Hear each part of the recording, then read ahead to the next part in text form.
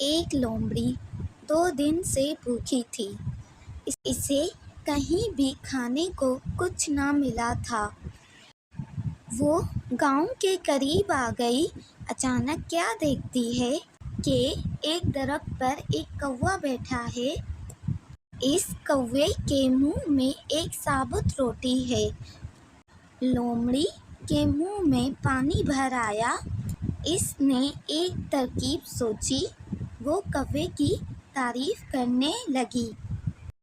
بھائی کوے، تم کتنے خوبصورت ہو، تمہارے پر کتنے خوبصورت ہیں۔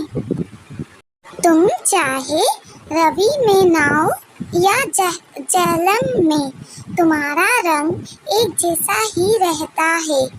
سچ مچ تم پرندوں کے راجا ہو، تمہارا گانا بہت میٹھا ہے، بانسری سے بھی میٹھا۔ دل تمہارا گانا سننے کو ترس رہا ہے، ذرا گانا گا کر سناؤ۔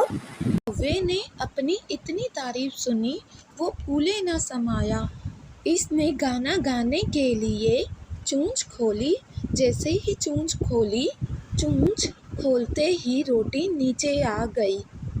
لومڑی بڑے چاہ سے اسے کھانے لگ گئی۔ کوا منہ دیکھتا رہ گیا۔